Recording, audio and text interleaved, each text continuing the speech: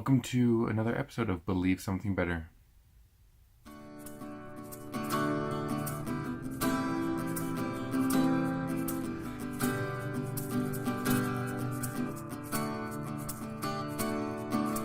I can see your face. Okay, welcome to episode number 4 of This Is My Bible. I'm looking around for my paper because I have some important new information. I've been planning out what these are, so that way they're a little bit more themed than what my normal presentation on this channel. I'm hoping my normal presentation on this channel is going to be or has been, so that way you can kind of see where I'm going. So at this point we've seen Bibles which got me started, Bibles that were given to me in my youth before I graduated from high school, really up to the point of when I bought my first Bible for myself. And that was that pocket. Well, it's not a pocket because it's really pretty thick. That was that compact NESB, and then we moved on to Bibles which either I got for myself or I received in my adulthood, and moved into Bibles like this big Study Bible, which I've used on the channel a few times now, actually, and then moved into the last video of this mini series was Bibles which are my heritage in the Word from my grandfather and my father. And just an interesting side note, I love in the Psalms and in the Old Testament when it says the Lord God, the God of our fathers. And in fact, I use that in my own prayers. I'll call out to the Lord, say, Lord God, the God of my fathers. And it's just something fun that I kind of do when I'm praying. But yeah, so we're going to get into kind of this one is going to be study Bibles, essentially, and really not just study Bibles, but the way that I study the Bible, which is changing right now. It's kind of in flux because I'm starting new things. I've started writing in my Bible. I have a couple of Bibles that I'm writing in, as I showed you.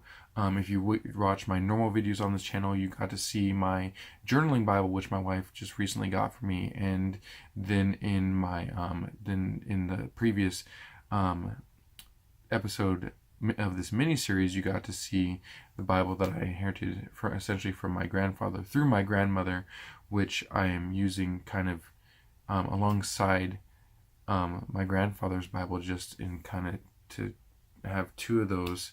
One is his and one is mine, and just kind of something cool for me. It's not going to be cool for anyone else out there, but it's something that's cool for me, and one day may be cool for my daughter and grandchildren. I don't know.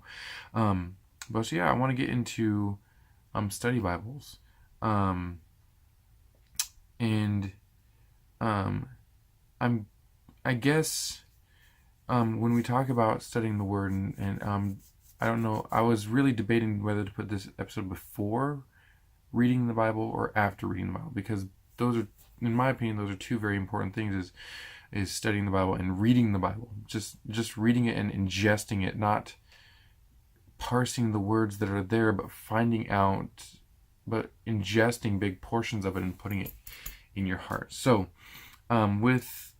I decided to put this one first because it's kind of a lot of our go-to, especially for those of us who are trying to teach portions of the Word on a weekly basis, or even just I'm not doing it on a weekly basis, but I'm doing it here on this channel for right now, and while I was doing it on a weekly basis, I'm taking a short break from teaching Sunday school right now. But anyways, the point being is I want to get into studying.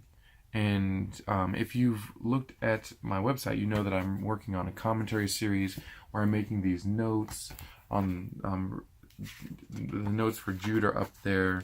These ones are for 1 John, where you get these notes, and they're kind of like study notes. That essentially, if you opened up one of these study Bibles that I have right here, and you were to flip to any page and you were to look at it, then you could look at these study notes, and the notes that I've made there on that page are similar to what you have going on there. And that's kind of the overall goal of those study notes, is to make them similar. And eventually I'm working on getting a commentary series out to you guys. But so that means an in-depth study of the Bible. If you're working on a commentary series, you're getting really down deep into what's in the Bible. And so I want to start off really with study Bibles with actually my you got to see the first NIV, and then you also know that I'm working my way through this NIV. But really, when it comes to Bible study, where I start studying the Bible, and it's changing right now. So let me be clear about that. I start studying the Bible in just any typical reference Bible. So this is the ESV single column heritage. There are no cross references, no study notes on the bottom of the page. Those are the footnotes. See, I don't know if I can get it to focus on that. But anyways, no cross references or notes or anything. It doesn't matter whether it's that or whether it's the Bible that has cross references on it or what have you. That's not the point. The point is that that's where I start. I start by reading the Word. I start by the professor of a man who I respect highly. One of the elders at the congregation which I attend while I'm at Bible chapel, one of his professors when he was in seminary, he said, before you write anything down, before you make any note about any passage, before you make any exegetical attempt, you need to get the Word in your bones. And so that's kind of where I start. I read the passage at the very minimum. So we're talking like Jude, let's say. Jude's very short, it's 25 verses. I read it for a week, once a day, at least once a day for a week. Sometimes I read it in the morning, sometimes I read it in the evening, so that'd be twice a day for a couple of days. But really I read it for a week before I even started studying what was there. I read it. And so that's kind of the big important thing right now that I'm looking at, is I'm looking at making sure to continue to read as part of my study. And I think that that's an important step, because sometimes we forget that knowing the Word gives us more ways to connect it with other pieces of the Word, I guess, is where I'm starting. And it's not really what I wanted to say, and since I don't have a script in front of me, I can't remember what I wanted to say. But really knowing it before we even start to study it is really, really, really important. And so then from there, I'll get out study resources. And so I'll go find commentaries. I love J. Vernon McGee's commentary. This is his Through the Bible.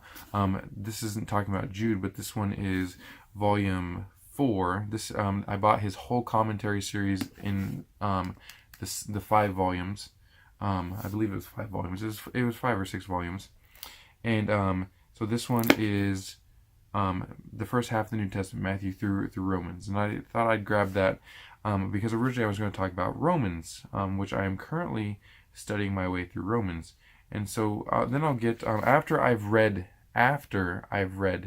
the Word, I get in with a commentary like what we've got going on here with McGee with Romans. I'll read his whole thing on Romans. Starting, all chapter 1 through 16, I'll read all that, and then I'll read maybe another one. Maybe I'll also like Ironsides. I'll grab him. I found a lot of his online. I'll grab just go through my church library and start there. I'll go talk to my elders and get study resources from them.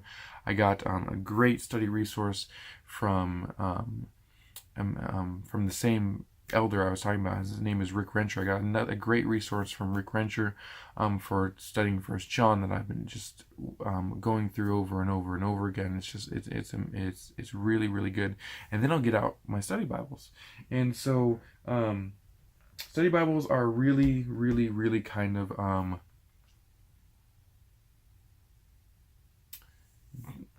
iffy. You have to be careful when you're looking at a study Bible. You have to really kind of know what you believe and know what's being presented.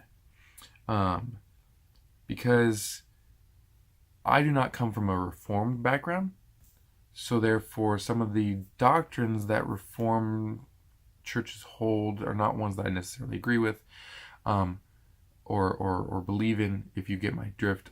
But not to say that their writings aren't profitable for my learning.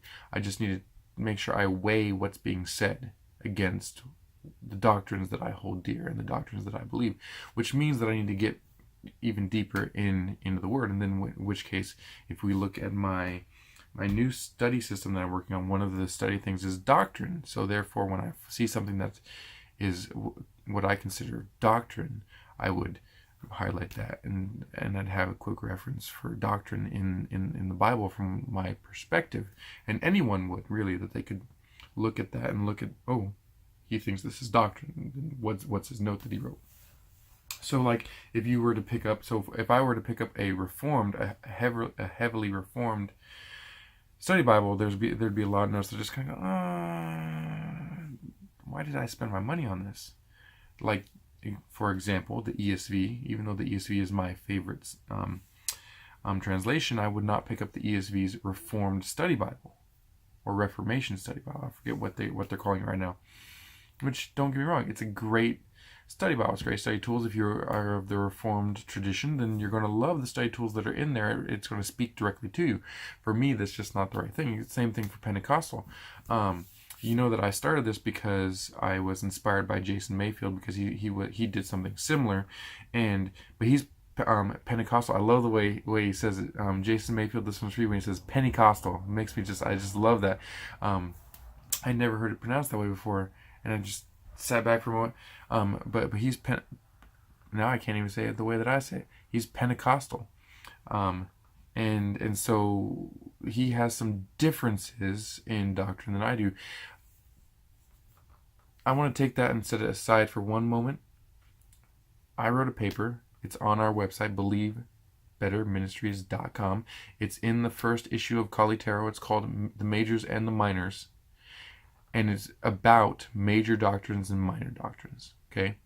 There's a statement in the Reformation that says it says unity on, I can't even remember how I said it. Essentially it means unity on the major doctrines, grace for the minor doctrines, and love covering everything. Which means that we should be united, whether you're Pentecostal, like Jason Mayfield, whether you're Reformed, another guy out there, Challies, a lot of you probably know Tim Challies, I believe it's Tim Challies, is Reformed. And so whether you come from one of these backgrounds or like me, I'm from a post-Plymouth Brethren congregation. What that means is we don't have any paid pastors, we don't have any paid staff, we don't have. I'm on the music team. I'm one of the music leads there. I've taught Sunday school. I'm not paid for that. It's volunteer. My wife is the bookkeeper. She's volunteer. My Rick Rencher, John, and another guy named John Zuber, my dad, many other men are teachers on Sunday morning. That it goes through rotation. There's not just one man, and none of them are paid. We've had and so to where it's like we come from a completely different background and tradition than most of your churches out there, and yet, whether it's Jason Mayfield or Tim Challies, I can be united with them as Christian brothers. I want that to be made clear. That it sounds like I'm being nitpicky.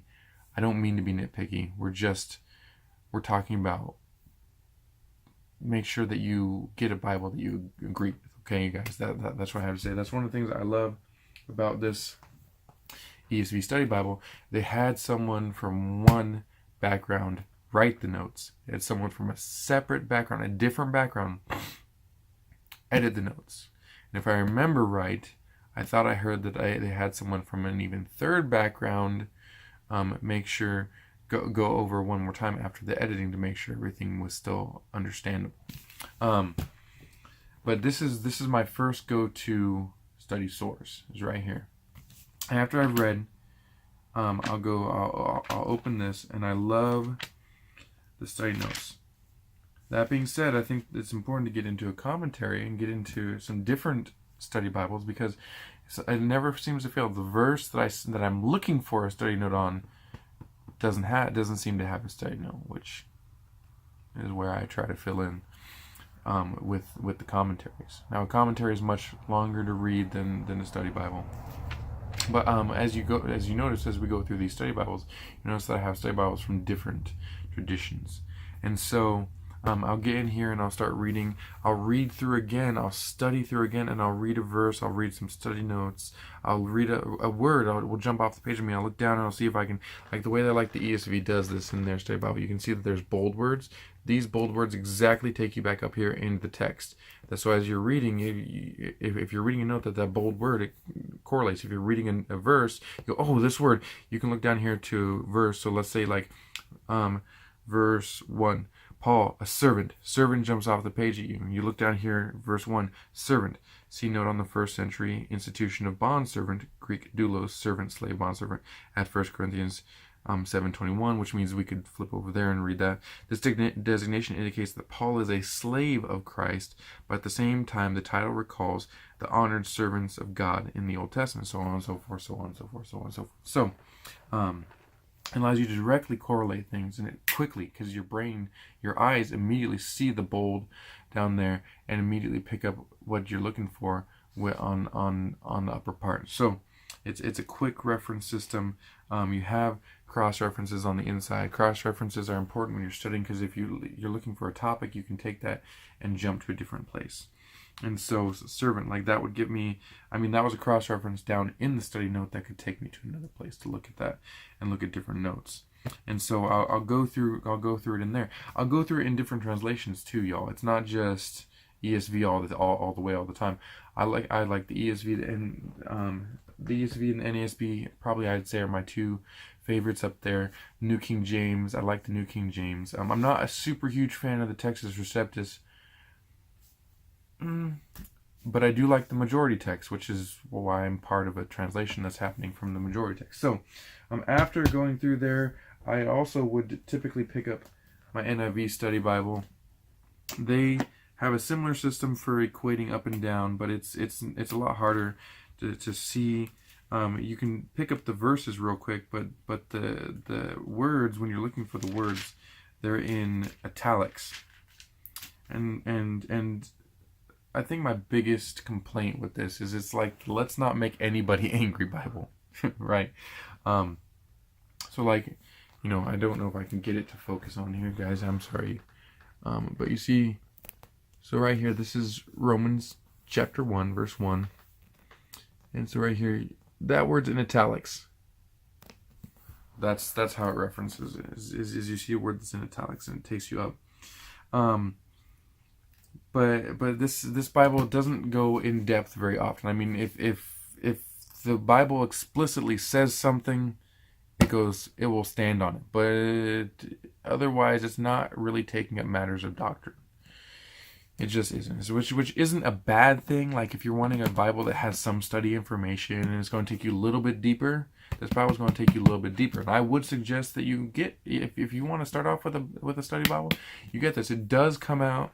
There is an NASB version of it, which is closer to this version than to the new 2011 version. So if you're looking for an NASB study Bible that's not done by one specific guy, you could get the Zondervan NASB study Bible. It is the same study notes, just applied to the NASB instead of the NIV. And it's kind of like that. I'm not going to step on anyone's toes Bible. And so that is on Christian Book. I'll link to both this one and the NASB in the description down below.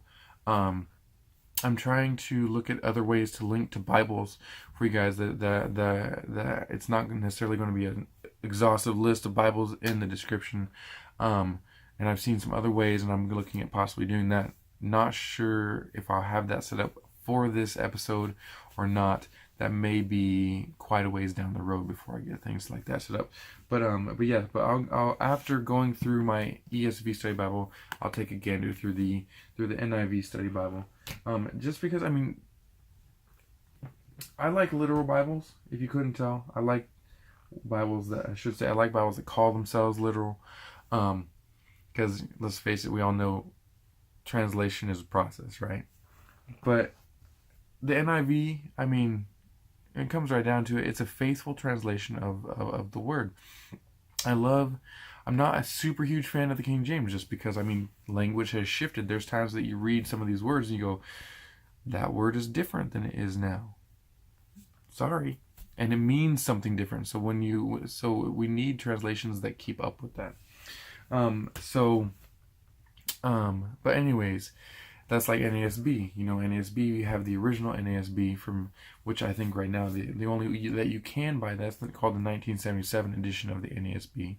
And then you have the newer one. The newer one is just as literal. I have the assurance of many scholars on that, including someone who is one of the men who has helped to teach me Greek, and that it is just as literal as in 1995 as it was in 1977. Just the words have been slightly updated to reflect modern vernacular. Now, I've heard that they're in the process of doing that again, because if you think about it, that's 20 years, and that's more than 20 years now. 1995 to 2015, that's more than 20 years now. So language has shifted from 1995 language. But that brings me to my next two study Bibles. I got this study Bible. I was given it as a trade. It had someone's name on it there, but it's the Schofield. I believe it's the Schofield 3. Like when I showed you my, well, it's not going to tell me, of course. International. Of course you don't tell me. I don't have the box on me. Oh well, it doesn't really matter. But this is the Schofield. Now Schofield was this is kind of the first ever study Bible that ever came out. If I remember right, it was all the way back around 1910 that he came out with this. And it was the first ever study Bible that ever came out. And but he also, it was a part of a particular point of view that he had when he was writing these notes, when he wrote notes, and that is a point of view called dispensationalism, which I know that's kind of like in modern scholarship right now, that's kind of like a poo-poo word. It's like a byword. Like, you don't talk about dispensationalism. Right now it's all about other things. But the point is, I'm a dispensationalist. I agree with dispensationalism. That's neither here nor there. He still has some good notes in here. It is amazing. Like, I thought the NIV was brief. This one is amazingly brief. I think what's the biggest thing in here, if you're going to start looking through the notes, is really more important than anything else, is you'll see these big boxes that are full of writing, like that one right there. There's another one. I don't want to ruin these pages. On this side right here, and those are they're topical notes about a certain verse. So this one's Paul's religious experience about Romans 7:9. Okay. And it goes on and it quotes talks about some different things about autobiographical notes about Paul's religious experience. And then it has some notes. I mean, like, you can see here that it has some notes right here. And it most of the notes in here are really topical. It's like the first note right here next to that topical note is from 7:14, and it takes unspiritual. And it talks about unspiritual. It goes through, this is Paul's description of the Adamic nature, so on and so forth. But it's really, really brief, y'all. I mean, really, the cross references in here are pretty good, but really, I mean, like, you see more pages like this with very few notes than you do pages full of notes. I mean, it has some good introductions and the like, but really, I mean, like, here, flip to another page. Very few notes. And I mean, so yeah, I was kind of disappointed when I got it, and I was looking through it. I was like, oh, your notes they're not terrible. They're not terrible, but they're just not what I'm used to. I mean, even my NIV study Bible had way more notes than that, but I'll go through it in this. This is another NIV. It's an 84 NIV, so the text isn't anywhere different from that, but I'll probably use this in tandem with the NIV study Bible at the same time. And then I just added a new study Bible to my library, and this one I got this study Bible because it was very much I don't want to buy all of his books and this whole entire library of commentaries. Especially if I'm looking for like one note on one verse, having to comb through a commentary. And that's the MacArthur Study Bible. I'm dead sure I'm not going to keep this dust jacket. But I mean, he's got extensive notes. The inside layout looks very similar, almost like a bridge between the ESV Study Bible and the NIV Study Bible that I showed you, where it's in the two columns with the middle column references. It's got the study notes, which you can see has the bold in there. I mean, and so this is my newest study Bible, and I've gotten some really good teaching out of this. I've gotten some really good notes out of this. And seen some things that I had never seen before.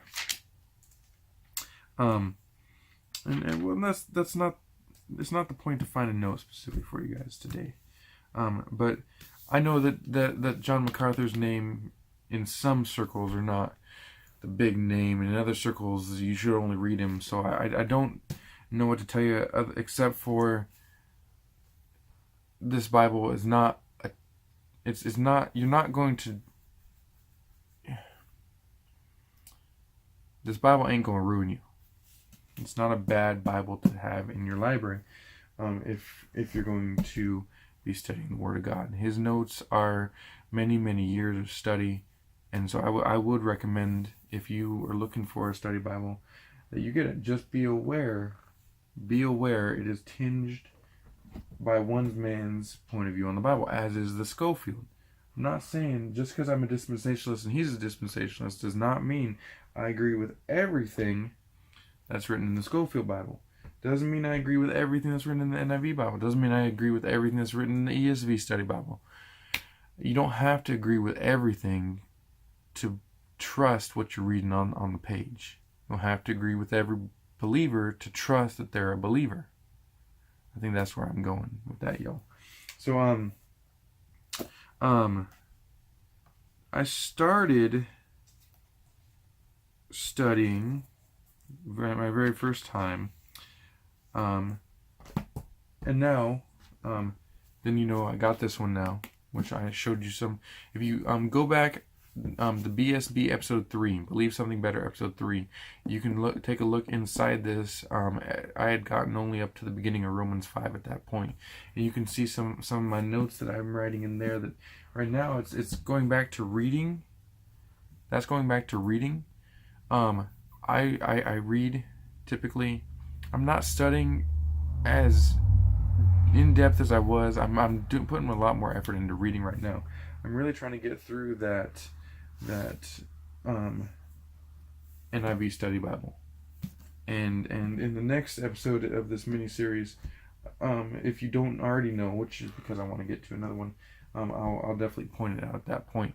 But that's not really the point of this one. But I'm spending more time reading right now, I think, than studying. I'm taking at least a couple days a week to really hit that journaling Bible and study. My wife got that for me when we were going to camp. Went to camp and took that Bible with me. I took my reading Bible too, but I spent more time at camp in that Bible, and that's why I got through John chapter 5, through John chapter 4 and the beginning of John chapter 5 with notes, because I was studying, and I was rereading, and that's kind of the key, in my opinion, to studying the Bible, is rereading. You don't read through the Bible once, you don't study through the Bible once and think that you're going to be done. So, I do have 3 more. Technically, it's 1.5 more Bibles. But I do have I have 4. I'll call it 2 Bibles, but it is 4 more books. Oh yeah. Speaking of, and this is one of them. Reach over here. So this is it's a freebie I got. So it comes in this little slipcover. Like it's the New Testament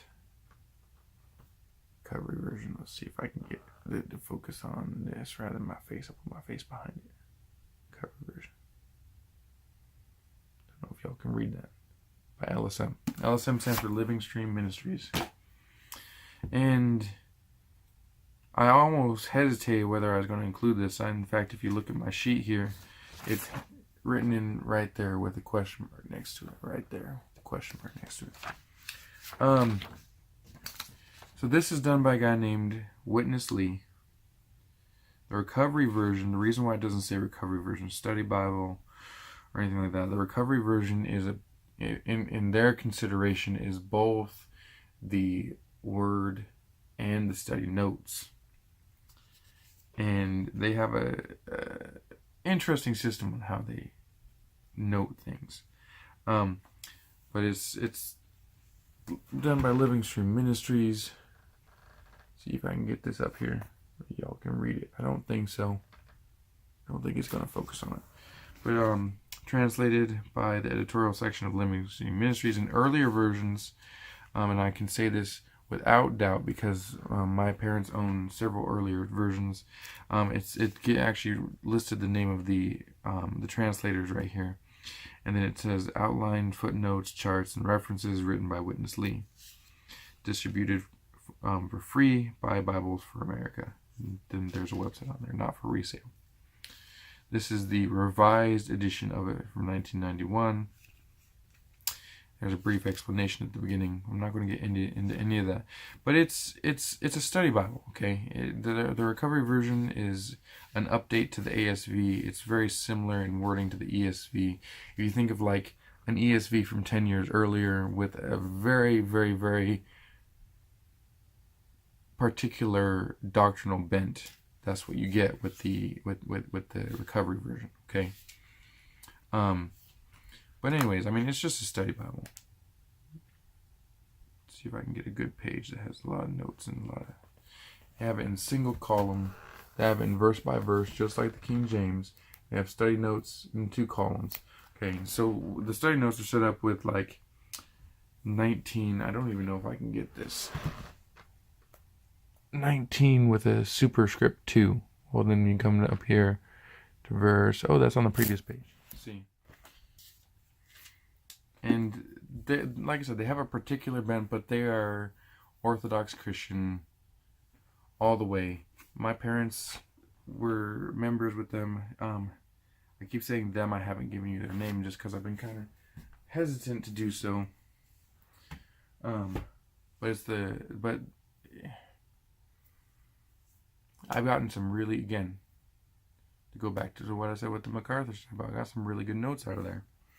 The final 3,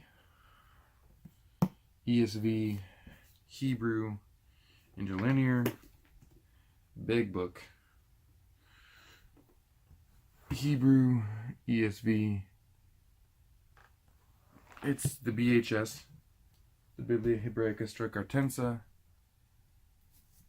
Stuttgartensa. This is the Greek English ESV with Greek of the NA 28 on one side, including its footnotes, and the ESV on the other side, including its footnotes. This one, I bought it before I knew Greek, thinking I'd use it, and I didn't use it as much as I thought I did. But I've started using it more and more the more Greek that I've learned. And then finally, the final one that I use for studying, I use this one more, is the Greek English Interlinear, the NKJV Greek English Interlinear. This one, does it have their names on it?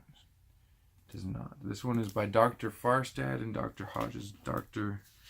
Arthur Farstad who was the I believe he's the executive editor for the whole New King James, or at least the editor for the New Testament of the New King James, and Dr. Hodges. And those two men, using what's called the majority text method, came up with a compiled a Greek New Testament using the majority text method instead of the eclectic text method, which is what modern textual critics have been using for their Greek text. And they compiled a Greek New Testament. So this is an interlinear for that. So you have the Greek in there, the big one, the New King James over here in the small one, and with an interlinear. And they have a lot of different resources going on here. There's also word studies included in this interlinear, which are really helpful. On the back, it kind of explains all the different portions of it. This is out of print. I had to finagle my way to not pay hundreds of dollars to get a copy of it. There is a second edition just called the Majority Text Interlinear, which is like the exact same format. I don't Rick Rencher,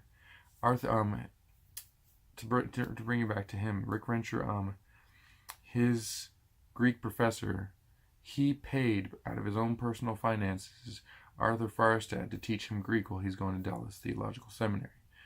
Arthur Farstad at the time was taking part in the New King James translation process, and they were in a small group together, which was the Plymouth Brethren Assembly, at Arthur Farstad's house, at Dr. Farstad's house. And Dr. Farstad would bring portions of the New King James and in the small group and kind of go over these different portions and get feedback on it, which I thought was just the coolest thing ever. And his copy, Rick Rencher's copy of this, is autographed. It seems kind of weird to think about having an autographed Bible, but he opens it right here and it's autographed.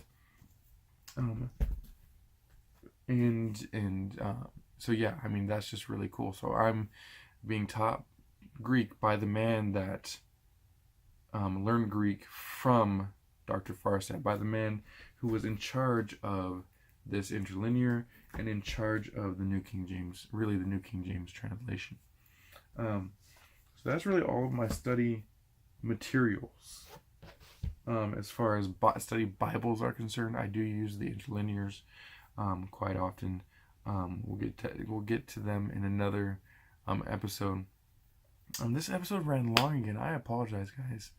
But I mean, I just love all the information that I have. But so I and then again, going back to, it needs to start, and this I take this, I'm quoting this from the ESV Study Bible in their in their preface. The study needs to start with the word and end with the word. So if you're reading the word and the word says, for God so loved the world, he sent his only begotten Son, that whosoever believes in him should not perish but have eternal life. That's what the word says. No amount of study notes should ever detract, change, add, whatever, anything to that. They can add understanding, they can add clarity, they can add contextual information, but they cannot change what's on the page for the word. And that's part of why I go back to these interlinears, is because I